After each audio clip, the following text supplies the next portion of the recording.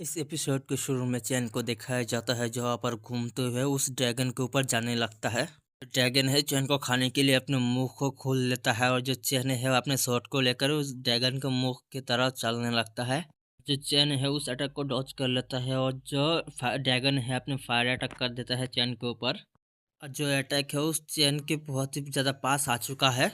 जो चैन है उस अटैक को डॉज करते हुए अपने मन के अंदर सोचता है एक छोटे शरीर होने का बहुत ही ज़्यादा एडवांटेज है, जैसे कि एग्जांपल में ये सोचने के बाद जो चैन है अपने जो स्वॉर्ड है उस ड्रैगन के ऊपर फेंक देता है। और जो स्वॉर्ड है वो जाकर सीधे उस ड्रैगन के आँख में लगता है। इसके वजह से जो ड्रैगन है वहाँ पर चिल्लाने लगता है ज़ोरों से। और उसके बाद जो चैन है अपनी एजिलिटी का यूज़ करते हुए अपने शॉट को वहाँ से लेकर आ जाता है ड्रैगन के आँख से।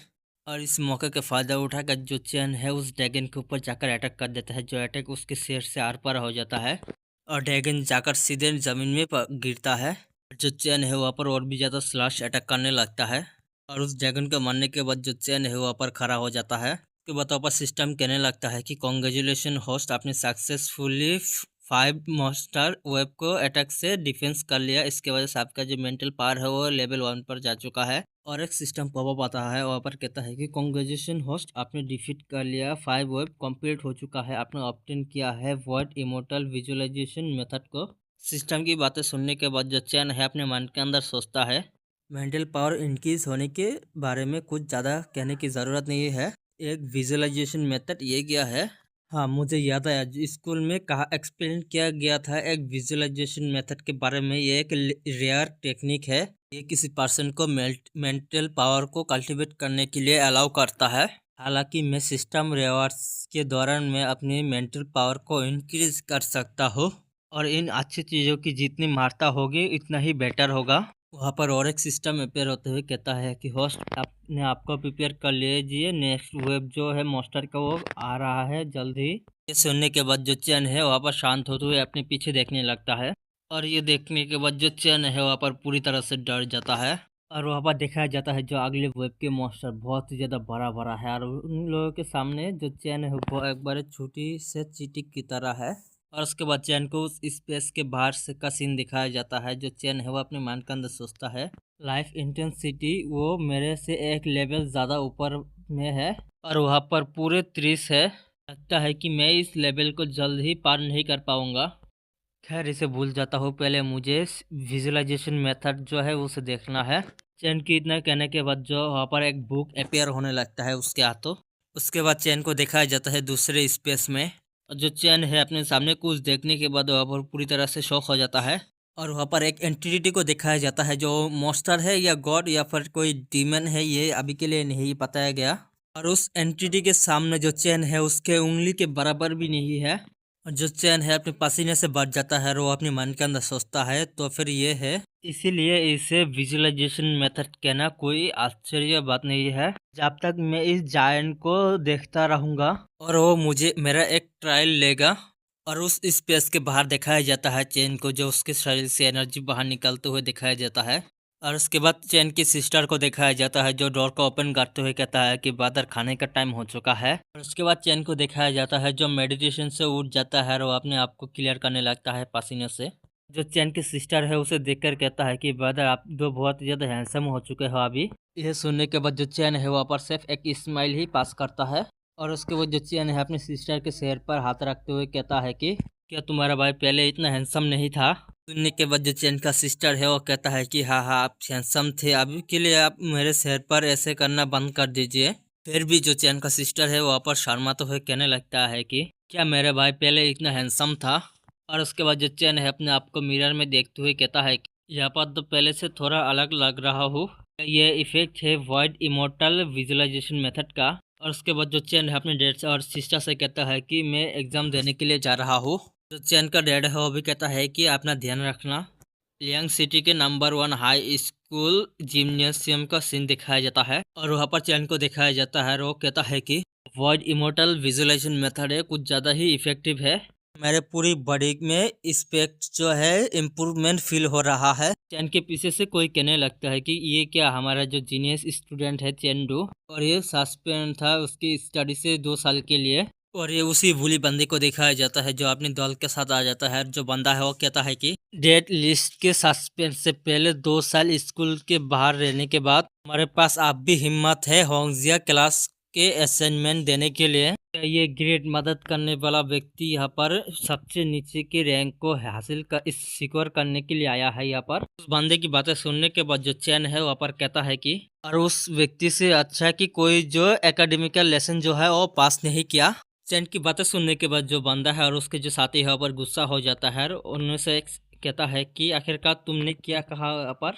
और जो चैन है वहाँ पर कहने लगता है कि अगर तुमने ठीक से नहीं सुना तो फिर तुम पार्टिसिपेट करने की ज़रूरत नहीं है एग्ज़ाम में। अभी भी इसका नाम नहीं पता चला, जब चलेगा इसका कह दूंगा। और जो बंदा है वहाँ पर कहने लगता है कि चैन तुम अपने लाख को इतना भी पुश मत करना। ये सुनने के बाद जो चैन है वहाँ पर कहता है कि मैंने किसी का नाम नहीं लिया, अगर तुम्हारे ऊपर ये अप्लाई नहीं होता तो फिर ये तुम्हें पर्सनली लेने की कोई ज़रूरत नहीं है। चैन और उस बंदे के बीच वहाँ पर एक स्टूडेंट आ जाता है और वो कहता है कि ठीक है, जो असाइनमेंट है वही मैटर करता है। अगर यहाँ पर कुछ हुआ है तो फिर टीचर जो है आ रहा है, जो लॉस है लाभ से ज़्यादा है। और जो बंदा है वहाँ से जाते हुए कहने लगता है चैन से, चैन डू तुम सिर्फ थोड़ी देर के लिए इंतज़ार करना, जो तुम्हारा हिस्सा है तुम्हें मिल जाएगा। चैन के साथ जो स्टूडेंट है वो कहता है कि बाद आखिरकार तुमने ये किया करा। ये सुनने के बाद जो चैन है वो कहता है कि कोई बात नहीं, जो भी होगा मैं उससे निपट लूँगा। और जो स्टूडेंट है वहाँ पर कहता है कि और ये जो सामने आने वाली चीज़ जो है उससे डील करने के बारे में नहीं है, और तुम्हें ये पता भी नहीं है तुम सस्पेंड थे 2 सालों के लिए। का फेंग रू इतना रैम्पेज हो रहा है क्योंकि जो उसका सेकंड अंकल है वो हमारे स्कूल का स्टूडेंट के डीन है। और गाइस पता चलता है उस लड़के का नाम फेंग रुई है, जो अभी अभी चैन के साथ पंगा लिया था, उसका नाम फेंग रुई है। और ऐसा भी कहा जाता है कि जो स्टूडेंट का जो डीन है ऑलरेडी ही मार्शल आर्ट असाइनमेंट का जो क्वेश्चन है वो लीक कर चुका है फेंग रुई को।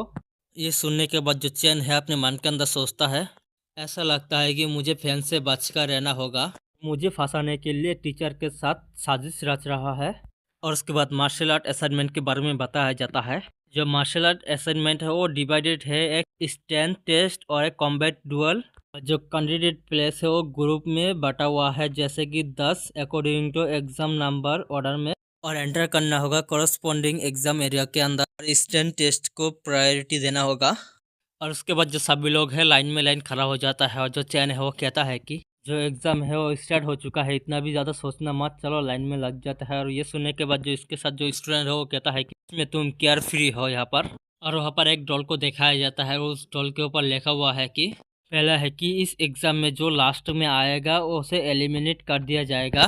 प्लीज़ सैंड बॉक्स के ऊपर अपने पूरे स्टैंड के साथ स्ट्राइक करना, लो वैल्यू वाले लोगों को एलिमिनेट कर दिया जाएगा। और ये बनने के बाद जो चैन के साथ जो स्टूडेंट है वो कहता है कि में एक साथ स्ट्राइक करे, जो लास्ट प्लेस के जो ग्रुप है वो रिजल्ट के रूप में वो डायरेक्टली एलिमिनेट कर दिया जाएगा। इस साल का जो स्टैंड टेस्ट मैकेनिज्म है बहुत ही ज़्यादा परवर्टेड है। और उसके बाद चैन को दिखाया जाता है जो अपने मन के अंदर सोचता है कि और उसके बाद जो कॉम्बैट डुअल है वो आने वाला है, और इसके लिए मुझे अपना जो स्ट्रेंथ है उसे बचा कर रखना होगा और मुझे स्पिरिट के साथ जीतना होगा। ये सोचने के बाद जो चैन है अपने हाथों पर स्ट्रेंथ को इकट्ठा करने लगता है। और इस बंदे का नाम ही फेंग रुई है। मैं इस बंदे को फेंग कहकर बुलाने वाला हूँ। जो फेंग है वहाँ पर अपने पावर को इकट्ठा करते हुए कहने लगता है कि ये तो पीस ऑफ के मेरे पास कुछ ज़्यादा ही स्ट्रेंथ है। और उसके बाद जो चैन और जो फेंग है एक ही साथ कहता है कि जो पहला ग्रुप का जो असाइनमेंट है वो स्टार्ट हो चुका है। जो फेंग है वो सैंड बैग के ऊपर पंच मारने लगता है, जिसके वजह से जो सैंड बैग है वो हवा में उड़ने लगता है, और जो सैंड बैग वहाँ पर रोने भी लगता है इसके साथ। और फेंग के जो चेले है वो भी कहता है कि जो बॉस है ऑसम है, जैसा कि एक्सपेक्ट किया गया है फेंग के स्ट्रेंथ से। मैंने सुना है कि जो उसका करंट स्ट्रेंथ है ऑलमोस्ट रीच कर चुका है 1400 जीन। जो फेंग का जो चला है वहाँ पर एक कहता है कि हमारा बॉस जो है वो पहले नंबर पर है, इस राउंड में कोई ना कोई एलिमिनेट जो है वो हो जाएगा।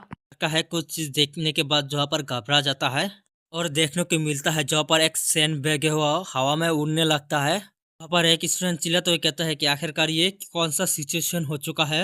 1500 जीन पंचिंग फोर्स जो कि प्रोड्यूस कर रहा है लेवल 5.1 पर लाइफ इंटेंस के साथ, और ये तो चैन के क्लास से है, उसने ये किया है, ये तो अमेजिंग है। इसलिए साल आखिर उसका जो ग्रेड लिस्ट है टॉप 50 में क्यों नहीं था। और उन लोगों की बातें सुनने के बाद जो फैंग है वो पीछे घूमकर देखने लगता है। और जो चैन के साथ जो स्टूडेंट खड़ा हुआ था वो चिल्लाते हुए कहता है कि जो एक्सपेक्ट किया था मेरे ब्रदर से वही हुआ है। ये कहने के बाद जो ये है अपने मन के अंदर सोचता है, अरे मेरे ब्रदर इतना अमेजिंग कब से हो गया है। इसी के साथ ये एपिसोड यहीं पर ही खत्म हो जाता है।